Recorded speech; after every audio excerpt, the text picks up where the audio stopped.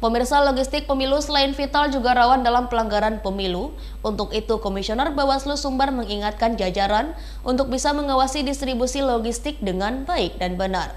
Sementara Ketua KPU Sumbar mengatakan logistik pemilu tahap pertama sudah sampai di gudang KPU kota dan kabupaten masing-masing. Logistik pemilihan umum sudah mulai berdatangan di Sumatera Barat, seperti di Kabupaten Padang Pariaman yang terletak di Kanagarian Limpato, Kecamatan Tujuh Koto, Sungai Sari.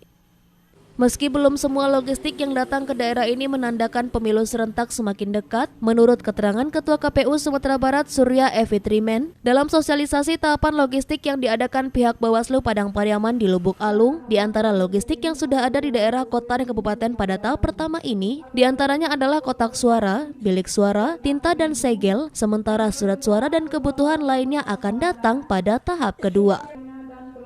Pihak Bawaslu berharap kehadiran logistik di kota dan kabupaten di Sumatera Barat mendapat perhatian khusus dari KPU agar tidak terjadinya kesalahan dalam jumlah dan keamanannya atau disalahgunakan oleh peserta pemilu maupun penyelenggara pemilu karena ada titik rawan pelanggaran dalam distribusi logistik tersebut. Peran serta masyarakat dalam mensukseskan pemilu sangatlah diharapkan untuk ikut berpartisipasi dalam pengawasan dengan melaporkan adanya kecurangan dalam penyelenggaraan.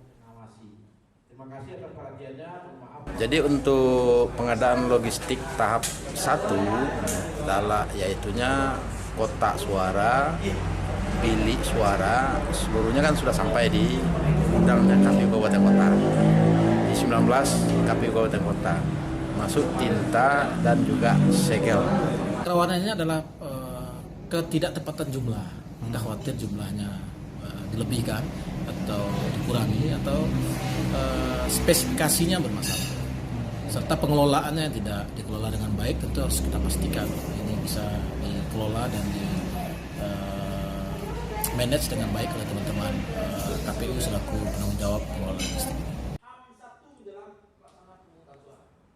Dari Padang Pariaman, Sumatera Barat, Eka Gus Priyadi, iNews melaporkan.